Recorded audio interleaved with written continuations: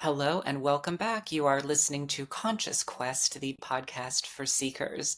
I am one of your hosts, Sarah Parlow, and this is going to be quite the episode. We are going to talk about how we can rewrite our own family story. I would love to start this off with a quote from one of my favorite authors, and she is a shame and vulnerability researcher by the name of Brené Brown. And the quote goes something like this: When we deny our stories, they define us. When we own our stories, we get to write a brave new ending. So, family dynamics are hard. No one is given an instruction manual on how to run a perfect family system. Most of it is really trial and error. But as adults, we can reflect back on our family experiences and observe how they affected each of us and determine what would serve us best going forward. Thus, by owning our family stories, we have the ultimate power to write a brave new ending.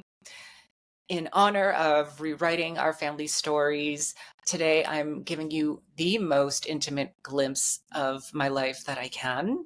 I'm inviting my own family on to the podcast today. In just a moment, you are going to meet my sister Jamie, and we're going to talk about how we can use the tools that we have as adults in order to upgrade the things we learned when we were children. Stay tuned, you don't want to miss this. Welcome to Conscious Quest, the LA-based podcast where we aim to stay conscious about everything current. Oh, hey there. Hey, sister. It's so good to be here. So happy you're here. Look who we have. Everyone, I want to introduce to all of you my sister, Jamie Crispin. And just to give you a little background about her, she has spent most of her professional career supporting youth development and national service. She is a AmeriCorps alum, a returned Peace Corps volunteer, and is currently the youth programs manager in the public sector. She believes in the power of taking risks and leading with compassion and curiosity. She currently lives in Kansas City, Missouri, and passionately supports the Kansas City Chiefs, whether they win or lose. And in her free time, you can find her chasing her sons, August and Abel, hiking, or watching an 80s movie with her dog, Roma.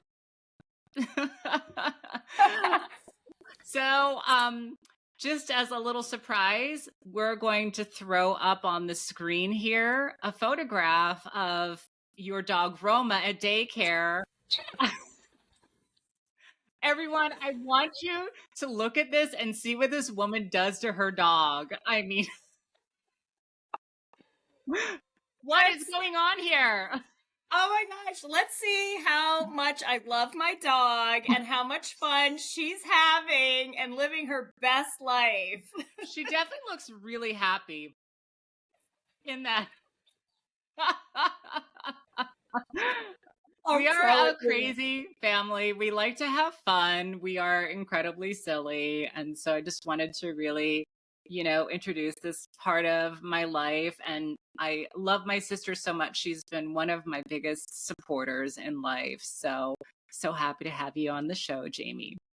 Thank you for the invitation, and the feeling is certainly mutual. Sarah, you've always been such a great role model and an amazing sister to me. So it's truly my pleasure and my honor to be part of this podcast with you. All right, well, let's get into it. So everyone, what I really love about my sister is her big heart. She's very just people-centered. She always has been in life. I mean, I learn a lot of lessons from her in that respect. And she's got a skill in working with others. She's always so just team-oriented, and she just functions incredibly as a leader. And then what's impressed me about her as an adult was to see how she raises her two boys. And so, Jamie, first question, can you tell us what it's like to be a boy mom and the values that you instill in your children as they grow up? Oh, well, what it's like to be a boy mom. There's so many answers that I can give. And for anybody listening who is a boy mom, I know you're going to feel me on this. Every day is a surprise, every day is an adventure.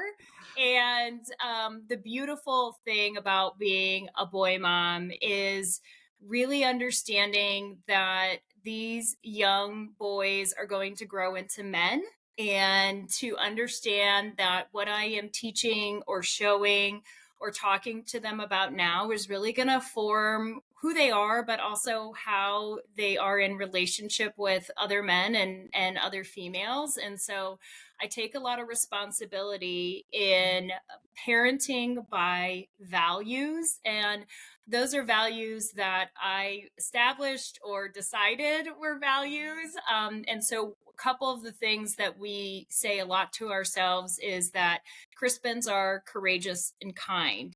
And I reinforce that through just saying that out loud verbally. Also, when I see that they do something kind, I will say to them, that was really great. That was something very kind. And that's one of our values. Or when they're scared to try something new or to start, on a new team and going to practices, I'll say to them, Crispins are courageous. And being courageous means we have to get out there and try new things, or we have to put ourselves out there. And so I really try to build a framework and to reiterate our values, not only with the words that we use, but in our actions. I'll say another thing about being a boy mom, besides feeling responsible and setting their mindsets the right way, is that I'm also very cautious about their bodies or having autonomy over their bodies. And so in my household, no means no. That means if we are tickling and one of the boys says no, it stops. And I'm really firm about that. And those boys even reiterate it, no means no. The other thing is when we are saying goodbye to either family, friends, or even just new folks that we've met, I always give my boys options about, you can give high fives or hugs, and I let them decide, how they're feeling, what are they comfortable with, and being able to engage, that they have that decision making. I feel really strongly about that and really want to reinforce that. So the other thing I'll land on, to wrap up this question, is being a boy mom is such a blessing, and it has really opened and warmed my heart in so many ways. The bond that I have with my boys, August and Abel, is so strong and it is so beautiful. We don't mind being vulnerable. We don't mind about having emotions or crying. And we talk about things openly about, it seems like you're angry. Here are some options and how do you express your anger? Do you need alone time?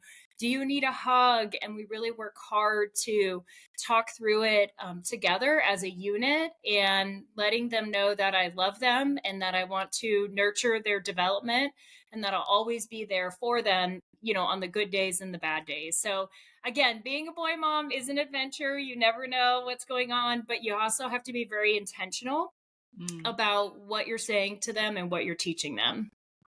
Well, this is all Jamie in a crystallized nutshell, just like giving this beautiful model to her children, and to see her as a mother and blossom in that role has been so incredibly rewarding. I love the way that she approaches allowing for young boys to have access to feelings and to develop and grow into the healthy masculine. Because I do feel like historically, young boys were denied a lot of those opportunities. And so all of that has far-reaching ramifications. So thank you for raising your young boys the right way, sister. Thank you. I will say, over the years, we've shared a lot of common values. You've been an incredible supporter of diversity in a lot of ways.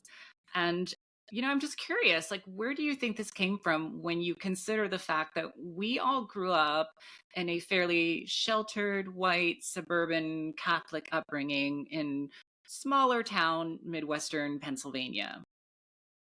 Absolutely. And I'll share that for me diversity is not just race and ethnicity. It really is thinking about geographic space and thinking about ability levels as well as thinking about, gender and sexual orientation. And, I believe wholeheartedly that probably one of the main factors was, Sarah, your transition and transitioning and, talking about it with our family. I think that what I realized is that although the external world may have feelings about folks that are transgendered or transitioning, I had a very different perspective and a very different story because you were my sister and I could see the evolution, from, I guess, a front row kind of place.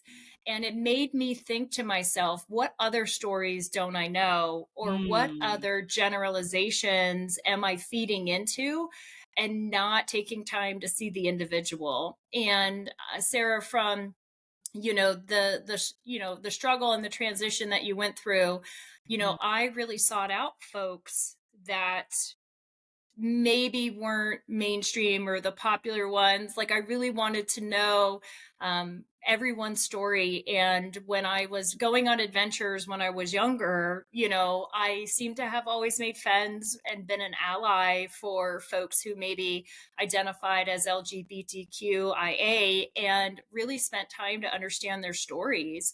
And with that, it was just this beautiful world opening up, a bond, a connection, and then knowing that I was wrong about some things and Mm. reframing the narrative, reframing my brain about what biases am I carrying and do I want to continue them? And so it was really this beautiful process and kind of self-learning for me, but then the ability that I could have this broader awareness and make friends no matter where I went. And so I believe that that has really set me forward in my professional career as well as my personal life. And the last thing I'll say is, for me as an individual, I'm just inherently curious. And I appreciate that you've noted my big heart, Sarah, and I really enjoy people. And so I think for me, I know that I can learn more if I listen and ask really good questions. And so pairing, your evolution with maybe my personality and kind of what I already bring to the table, it's really made me seek out and understand people that don't look like me. And her curiosity has served her well in life. My sister, you don't know her very much yet, but I remember her late teens to early to mid 20s. Just she was always off finding opportunities across the country, across the world, in order to broaden her worldview. And I always just felt so much love and passion and admiration for how much she was willing to take in. And so it ended up in the woman you see before you. And she is, I feel she's a Mhm. national treasure. I might be slightly biased, but you're all just going to have to deal with that. That's Um, right. Thank you for bringing up the aspect of my influence in your life of having Mhm. transitioned. I just want to touch on that a little bit. I shared with my audience in the past that I was 19 at the time. And so I think back to the moment when I shared with you, and I think you were probably around 16. And Mhm. so one of the gifts that comes with getting older is that we can step outside of ourselves. And I was Mhm. so laser focused on moving forward in my own life out of need and somewhat desperation Mhm. at that moment, that I don't feel I often took in like how much was happening around me. And so now as an adult, I just want to say, I'm available to talk about like, what was that like for you at, that sort of really fundamental age of like 16, because I do believe that what trans people can offer the world is healing. Mhm. And so like, how can we go back to these moments and rewrite this story in a way that is inclusive and loving and healing. So Mhm. I'll hand that question off to you. Yeah, it's really amazing. I appreciate all the accolades, but I just want to honor Sarah, the woman that you are today. It's really remarkable for me, who's a cisgendered white woman, to sit across from you, Sarah, and you asked me how your announcement of transition was for me. I feel like really it's probably more important that we hear from you, and so I appreciate the turning of the tables and in that moment I'll set the stage, and then Sarah, I'd love for you to share out when I'm done. I was about 15, 16. Sarah was home on winter break, in between college, and I was in my room, which I shared with my younger sister Jen, and Sarah knocked on the door and said, could I come in? And I said, of course. And I'm not entirely sure what else happened, except this is all I remember, was Sarah saying, I've decided to live as a woman. And in that moment, I knew it was a huge shift. I knew that it was monumental. I knew that this was really hard and tough. Woo, Sarah and I both agreed neither one was going to get through this without crying. I brought It took us tissues. yeah, same here. But in that moment, I knew it was big. I knew it was big, even in my 15, 16-year-old brain. And Sarah, I don't know if you remember, and I don't know everybody else's reaction, but I just grabbed you and I said, I love you. And I think you said it back, or, we kind of, untangled from the hug, and you went out the room and shut the door. And I just was like, that was big. Like, that was big. Like, that's all that I can think of. But in that moment, I didn't have questions. I just knew that it was a challenge, and that it was something that was so important to you, and that it was going to really, from your soul, cause you to have to really transform. And all I could offer in that moment was just, a hug and love. And so it was a very authentic response, and it was very quick. People always ask, well, how did she tell you? And it was a very quick moment. But I remember, like I said, I felt like it was a moment that would be ingrained in my heart forever, because I knew it was so important, and it was a very powerful moment. Well, thank you for sharing that moment with me. um, Mm-hmm. so in thank you for sharing that.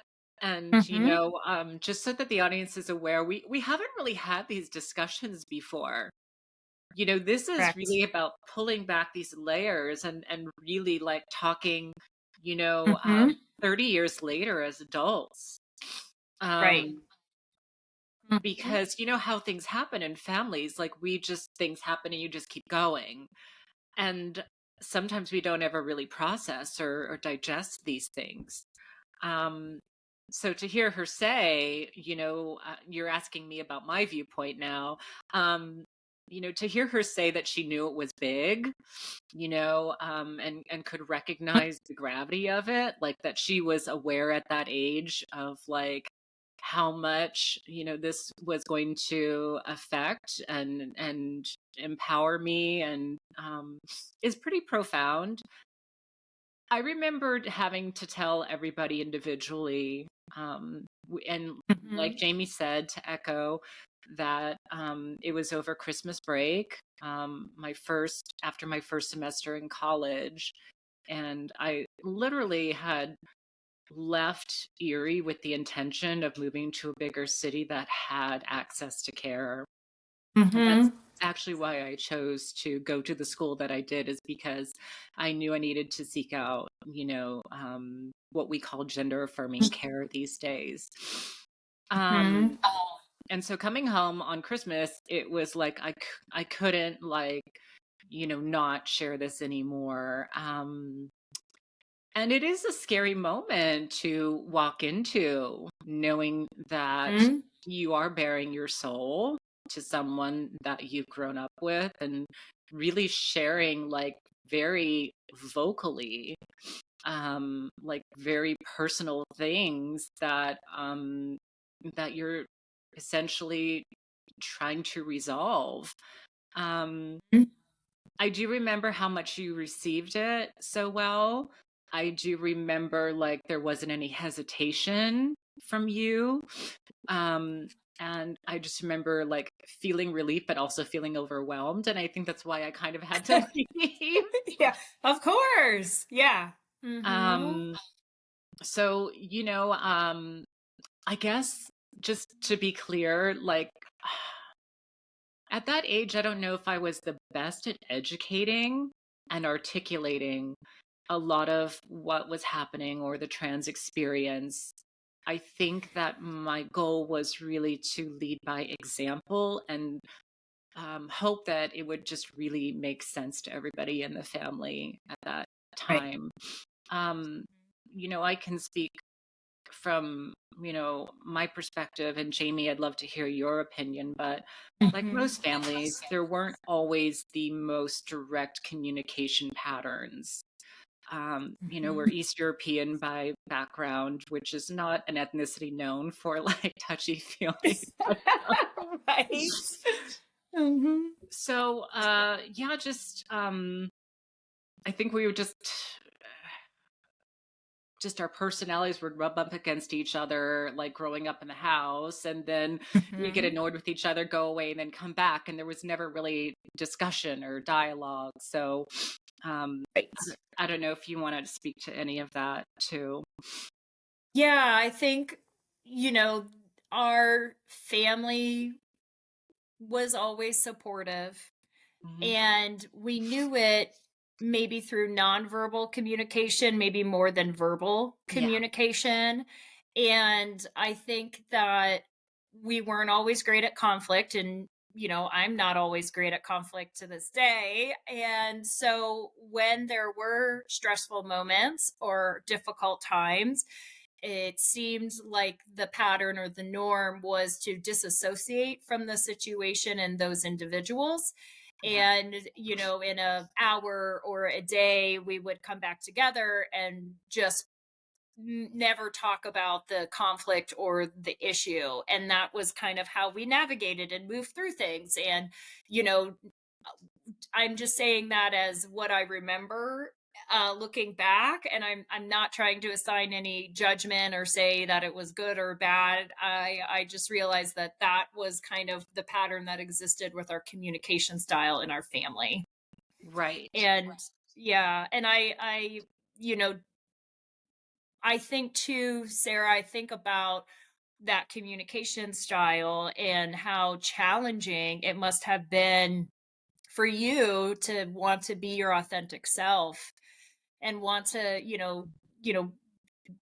be powerful and to feel worthy and to not have any guilt or shame. And I would imagine that our family dynamics around communication probably just really didn't lend themselves Yeah. to an environment that would allow you to maybe to speak freely. And I wouldn't say that there's a lot of need for you to have to educate and aware, because I think that's a lot for somebody in a marginalized group to have to, claim that banner. But I also realize the struggles that our family communication have had on me as a woman, an adult woman. I'm now divorced and realized a lot through that process that there were definitely some tendencies to avoid or be passive aggressive. But I think for you in those pivotal years when you were moving through this transition, I'm wondering how our that family communication style, you know, might have hurt you in some ways. I think you said Mhm. two very key words in your answer, and that was guilt and shame. And Mhm. and so our upbringing was Catholic. My parents were both Catholic, and we went to Catholic school. And and so also to give background for listeners, like everybody in our family was like white, Catholic, Mhm. married with kids. One of our aunts was a nun for a while, but then got married. So Mhm. there was a homogeneity that existed. Mhm. And so I think as I was growing up and recognizing these things about myself again at an early age, and no one wanted to sort of acknowledge or talk about it, well, then I just internalized it of like, okay, well, I'm the problem. And I realized also when I came out, I'm sure it was like a bomb going off in my family. Like we didn't really have any out gay people in our family. Right. There was no sort of, well-worn pathway for me to go on. And I think the hardest part was just, I think, the lack of discussion. Right. And then I'm also navigating through this religious piece of like, Correct. by certain Christian dogma, I'm violating certain Christian, layperson dogma.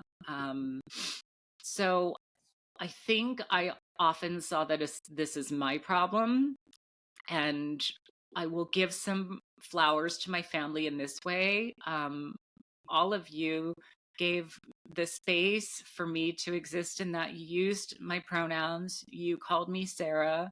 And specifically, I just really need to recognize like the first person to do it in our family was our dad, which I know had to be hard considering like his very traditional, staunch Catholic background. He was the first one I felt that set the tone. And I have to say, like, I don't remember him ever slipping up on my name or pronouns after that. He could have, I just really don't remember it. So in that respect, I thought it was really progressive how our family was showing up at that time, even though there wasn't a whole lot of direct and face-to-face communication about it. I always had this sort of haunting feeling, though, that it was really all my fault and that it was my issue I had to take care of. There wasn't the same understanding then as there was now of gender dysphoria is real. It doesn't go away. Gender affirming care is the only way to alleviate gender dysphoria. And specifically, today there is reimbursement by insurance for care and procedures and everything. All of that really fell on the individual back 30 years ago. And so I just felt like the whole world saw everything that I did as cosmetic and not as like affirming and life-saving and liberating. And I think because I was operating outside the norms of our family history, outside the norms of our, religious understanding, that, this was something I was supposed to carry and not bother people too much with, if that makes Yeah. sense. Yeah, and Sarah, I don't remember the exact dates, but you said 30 years ago, and the resources that are available now, even just to educate, to bring awareness, to give best practices of how to navigate as a family or an individual, or did not exist back in the day. I mean, I think I'm still thinking AOL with that startup dial-up noise, like people were still Yeah. all about chat rooms, like we didn't have the internet, like we were still looking at encyclopedias to like research at some point, and so it was really the only way for us to process or to understand would have been to direct communication, because we didn't know where else to go. And I think, that's one of the things, and I'll share this, is the night, Sarah, and I think I told you this, that after you shared with all of us individually about your transition, my little sister and I shared a room together, Jen. And so we sat, in our twin beds talking, what does this mean? What are we going to have to, because I'm not sure we knew that your new name would have been Sarah at that point, or I feel like we were like, how do we address her? What are we supposed to tell our friends? Like there were questions that, I was 15, 16. So Jen must have been, 11, 12. We didn't have answers to, but we were trying to process it out as sisters together. And so I think as hard, if it was hard for me, we didn't, I really had to seek out information as I got older. And, for you, I think you were a trailblazer in some ways, for our family, and then having to try to be our authentic self, as well as trying to educate us. I think the other flowers I would give, our mother has passed away, but I remember mom in her support. She was taking you to appointments. She was doing everything she could to make sure you were comfortable, that you had things that you needed. And although it seemed a little secretive on our part, we didn't always know where you were going or why. And I understand, why that wasn't out there. But I remember mom was the one driving you and taking you places and, went with you for, your, with your, to you for your transition. And she really stood by you. As much as dad, used the right pronouns, I know that mom was that silent support, that you could lean on. And so, first of all, I just want to thank you for bringing up Anne Marie. Mhm. And I really want to dedicate this episode to her because, of course, we wouldn't be here without her. And Mhm. I just really want to recognize that for anyone out there who has a trans kid, she embodied how you care for your trans child, even though she didn't understand it all. And how could Right. she? Right.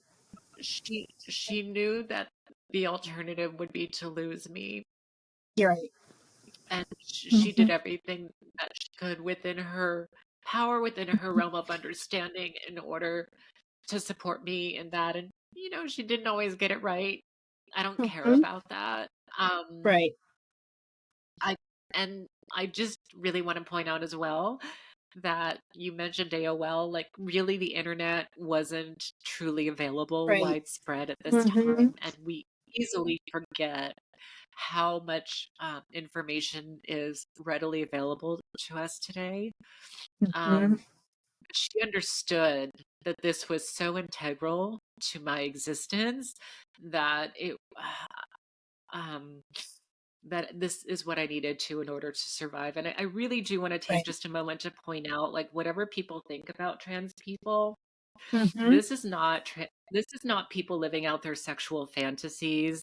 This Right. is not about exhibitionism. This is not about like this would be fun to Mhm. do.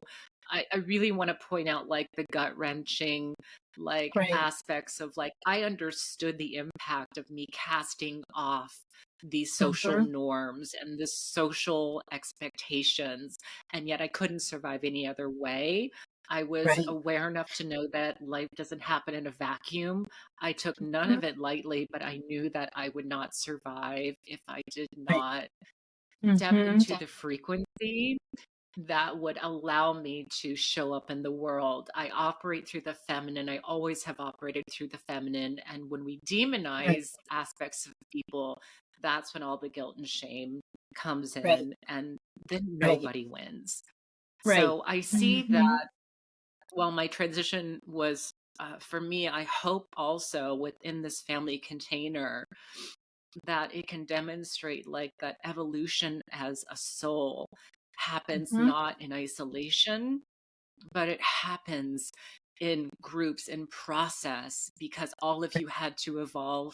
And you all evolved to your own degree that you felt comfortable with that, but Mhm. you all had to evolve along with me. And so whatever Mhm. you believe spiritually, I do believe we come to this earth with plans and contracts, and this, I think, was all of our family contract. So, Agree. Yeah, absolutely. And, honestly, you know, Sarah and I have been very vulnerable with each other. We've shared, a lot of tears, a lot of laughter, a lot of memories. And, I know the struggles intimately. Obviously, I am a cisgendered individual, but, Sarah's always been very honest and authentic with me, and it is, you use the word gut wrenching, and it is heartbreaking too. I think some of the, whether it's listening to your dating stories, listening to that when you do actually, come out, people sexualize the process for you and want to know, intimate details. Even hearing about how you might authentically share with a friend and maybe they feel differently all of a sudden. I think also just, what is the right amount of disclosure and when? And those are all things for me as a cisgendered woman, I don't have to think about. And so, you sharing all that has really made me understand the struggle and the depth of what it means to be a trans person.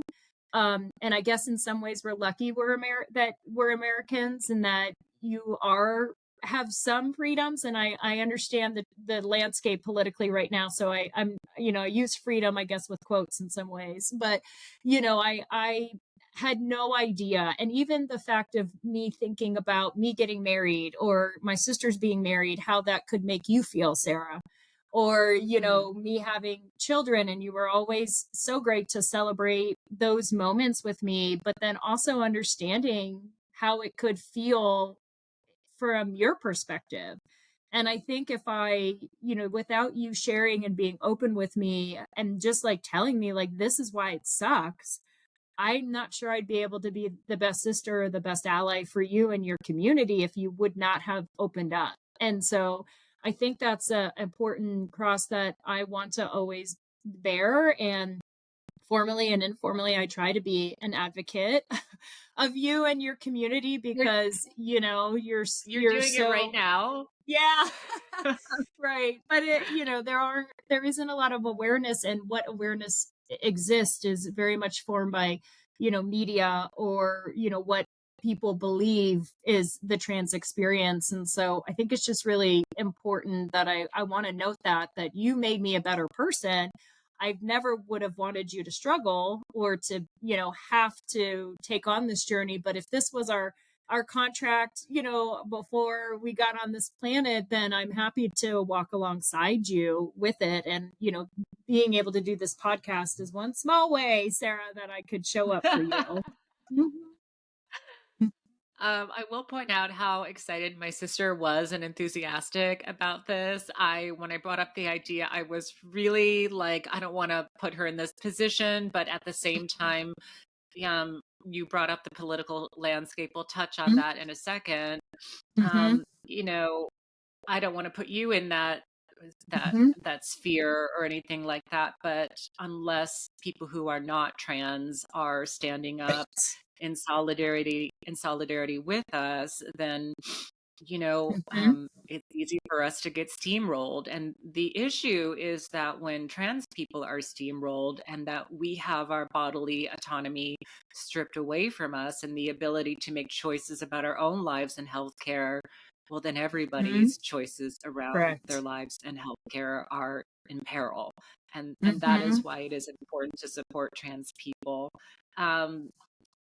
So it's been a very, intense couple of years regarding politics in this country. And I've opened up to you a lot about that. And I've done other talks on the podcast about that. Mm-hmm. What is your understanding about that and why that is happening in the United Yeah. States right now? Yeah, I'll start off with that. I'm sad that I don't have a lot of peers or friends that are really talking about these issues unless they maybe identify as LGBTQIA. There isn't a lot of awareness, I think, in the general population about some of the legislation that is extremely harmful to trans individuals and the community as whole. And, I'm really saddened by this. I think as somebody who's studied sociology and is a proclaimed feminist, I definitely have feels about social institutions and who has the power and control. I'm really saddened that, trans folks seem to be on the political agenda. I think honestly, it's happening because it's a population that's so misunderstood, that folks are very biased. And I am also really disheartened that a lot of times the conversation or is really about taking away care, or especially taking away care for youth and for children. And there's a lot of contention around there. So I think, you know, I think it's misunderstanding where people are afraid and therefore not asking questions. I think as well as it not being on the kind of the mind of the general population, I think one of the things that I would give advice about is for if you have somebody in your family who's trans or a good friend or a coworker is to take ownership of getting education. And one of the things that Sarah had shared with me early on was Erin in the Morning, which is, I believe she's a political strategist and focuses on trans issues and may identify as trans herself. And so I subscribe to these wonderful emails. And so am continuously learning more and more every day as the political landscape changes about the legislation, what's moving forward, what's not, and kind of what are the issues. And that has really helped me be able for you, Sarah, to support you, to communicate with you and to say, I saw this is really devastating, or to, just be able to let Sarah know, I saw it. This is awful. I'm thinking of you. How's your community? And so that's one thing I would add in about looking for those outlets and doing your own research so you can support folks who are feeling attacked right now. Thank you so much. That is such an Mhm. incredible answer. And, Erin in the Morning is a tremendous resource. She reports on the political landscape for trans people. I'll have her link in the show notes. Um, I think there are also some good stories that she shares too. Mhm. We talk a lot about gender affirming care and the bans happening against them. The interesting thing is like studies have come out showing like without question that, the vast majority, we're talking like 98% of people Mhm. who access gender affirming care have had improvement, a little or a lot. Generally, like, 94% or 84% saying a lot better improvement in Mhm. their lives. And I Mhm. would love to hear, like, we're talking about a lot of the barriers and the difficulty. I also feel like it's very important to point out, like, how do you feel transition affected my life, aside from Mhm. all the struggles and everything? And there are struggles. I'm not going to lie, especially 30 years ago. But could you compare for people like who I was Mhm. before versus today? Yeah. I'll say that thinking of Sarah before the transition, and I'm going to use, she, her pronouns and speaking of this, Sarah was maybe socially withdrawn, maybe enjoyed spending, some time alone, definitely loved to read, loved watching movies.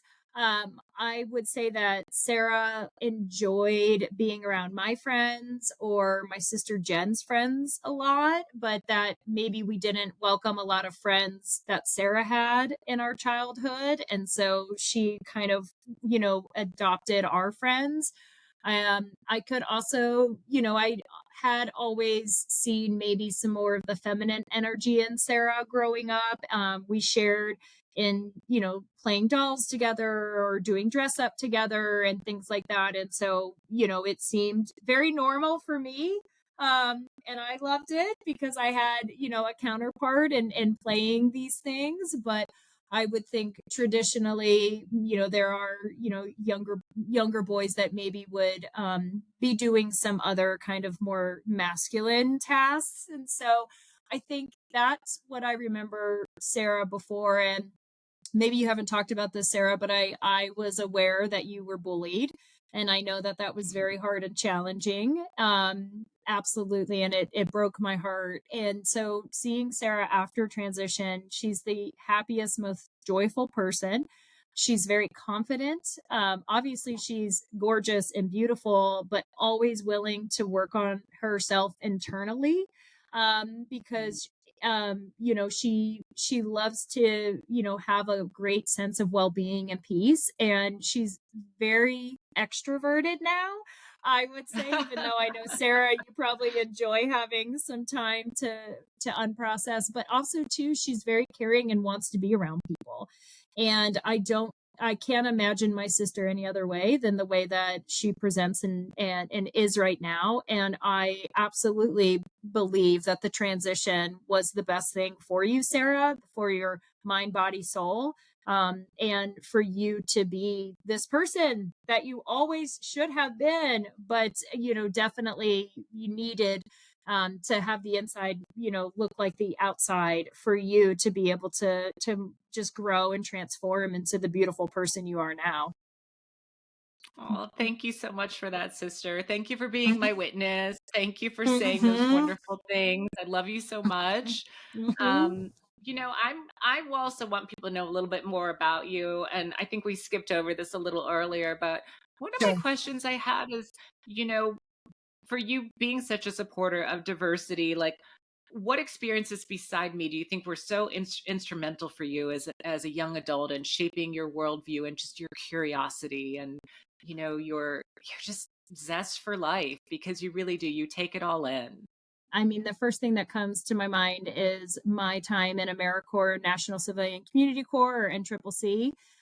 For folks who aren't aware of national service, it's the program that I did was a team-based residential program for 10 months where I was the leader and had 10 other of my peers with me. And we traveled around the United States doing short-term volunteer projects. And so those I 10 months were instrumental to not only me understanding the leader that I could become, but as well as understanding that there are people all over this country that don't look like me. And that's okay. And it's wonderful. And there's so much culture everywhere that it's better to enjoy it than to ask to judge it. And so in AmeriCorps and Mm. CCC, I was in Alabama and built houses. I worked on the Appalachian Trail, cutting new trails. I was in Miami doing taxes, as well as in South Carolina working with, inner city kids in a summer camp. So all of these really shaped me on top of as well as trying to organize a team, trying to keep people happy, healthy, and successful. And it was through that and really a lot of feedback from my team where I realized, there's a lot of control I have to give up. I have to really think about how do I empower people. I have to think about how do I inspire and be compassion, but also set boundaries and allow people to fail, but also try, to ensure that they're accountable when things do go, in a different direction. So, highly recommend anybody joining AmeriCorps, but that to me when I was 25, I did that when I was 25, and that really set the tone for the rest of my life. I do remember this time vividly, and just Jamie would literally finish one activity and be on to the next in some other Yep. city, just doing these Yep. incredible things. And if we could just promote for everybody out there just the value of travel and Mhm. getting outside your bubble and getting involved with community. And Mhm. Jamie is the person in my life that exemplifies this the most. And as you can see, just the value it's brought to her and to our whole family because this is unprompted, but to me, after the loss of my mother, Jamie is the heart of Mhm. our family now. She Oh. represents that connection point for all of us Mhm. because in life, that duty falls to whoever has the container, who has the depth and in order to do that. And my sister has that. And we are so blessed to have her. It's so beautiful. Thank you. Thank you. Mhm. um, Mhm. we have talked a lot. We've shed some tears today. I feel Yeah. really, really, there's a few things I want to touch upon. Um, this is all about healing and writing a brave new ending for our family story. Um, what have you learned from our family systems experience growing up, and how are you employing that or a different system Yeah. within your own family now? Mhm. The one thing, like I said, is our family, we all really did support each other. And I really carry that to my family circle with my boys. I think what I add on is the opportunity to have discussions, even if it's hard stuff. I have a 9 and a 6-year-old, and when they ask me stuff like, one of them asked them about what's the Trail of Tears, Mom? And I'm like, okay, we're talking about the decimation of Native Americans. Okay, here we go. I try really hard to respond in an age appropriate way, but I want to paint a picture of and give them the truth. So I really do allow my boys to try to form their own decisions. I really want them to know that I support them, formally, informally, vocally, not vocally. And so it's really about building that culture of love and being able to be open and accessible and transparent as much as their age will allow. On the other side of that, what do you feel like you learned from our own family systems experience growing up? Yeah, I would say, as a professional, I really tell myself I am good at communicating. I can manage people and supervise them and coach them and inspire them. And I have tough conversations all the time.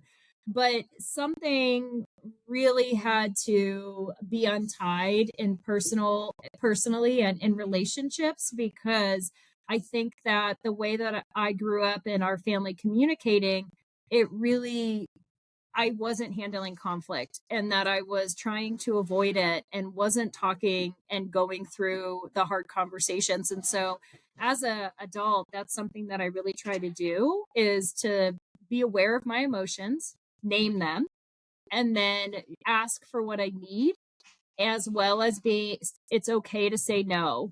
I think we're, as women, but also I think in our family, we were very much about comfort and, making sure somebody else was comfortable, people pleasing. And that has taken me years and years to untangle. And so for me, saying no is okay. And it's fine, but also communicating my needs and knowing my boundaries. Right. And so I really want to point out, like, our Mm. family was so good at providing, right? And having like the home and having the education. Mhm. And, mom cooked all the time. And when it comes to these other things like communication, when we learned to do better, we did do better. But that's a choice as Right. adults, because again, life and family systems don't always come with a manual. And that's not to Mhm.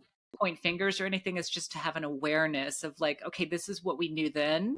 And then how can we take our knowledge now and determine how our Mhm. life can be going forward?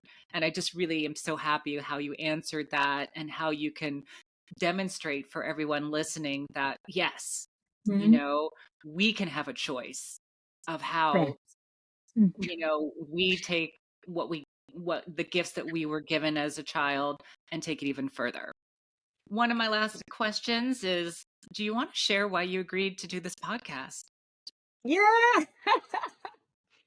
Well, I have always wanted to be on a podcast. Always, always. So it's a dream come true for sure. And I think the bonus is that I get to do this with you, Sarah, who, is my beautiful sister. But honestly, I had asked Sarah, in talking about some of the issues that are going about with the trans community, I had asked her, is there something I can do? And, she said, would you be willing to come on the podcast? And I actually did immediately say yes. I didn't even have to think about it.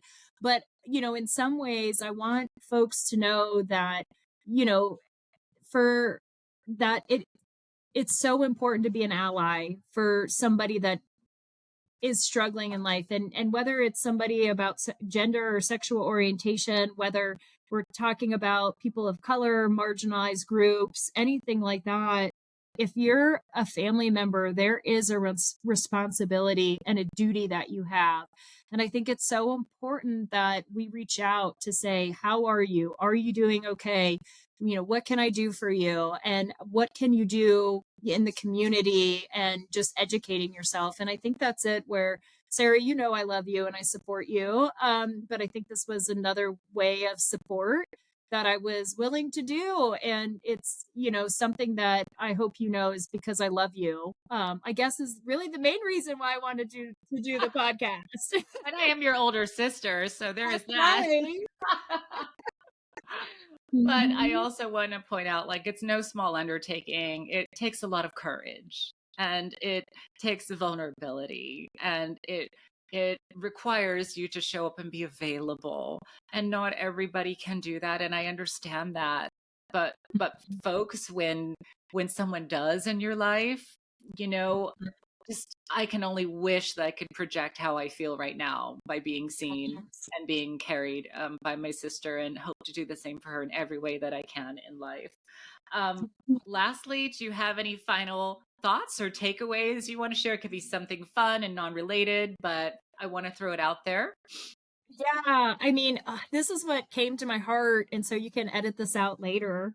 One thing that I always tell my sister Sarah is that I have all the faith in the world that she is going to find an amazing partner who is going to love her just as she is. And I know that that is something that you have wanted for a really long time. You do all the internal work. You're always putting yourself out there, and so that's one thing I just wanted to put out into the ether in the universe, that I hold that vision of love for you in my heart and my soul, because I know it's going to happen for you. But that I'll never give up, and I know you'll never give up. And then, if there's a partner out there listening, please contact my sister Sarah. Folks, I did not pay her to say that. I swear to God. Mm-hmm. But she did speaketh it into existence. So Just I'm saying. here for it. And who knows? Maybe one day I too will have that partner and a dog that I will torment in daycare with photographs. One more time, here's our photo of Roma. She's loving this so much. Look, she is loving life. Look how happy she She's loving is. it. Okay.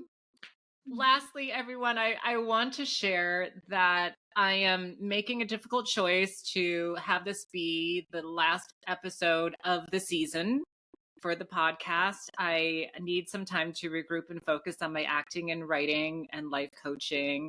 And I will, keep everybody informed when we are back with new content, and to keep everything going and keep helping you to stay conscious in your own life. But I also recognize the need for rest in my own life sometimes, which is hard for me to admit. I can't do everything all the time. So either way, I felt like this was a slam dunk episode to end our season with.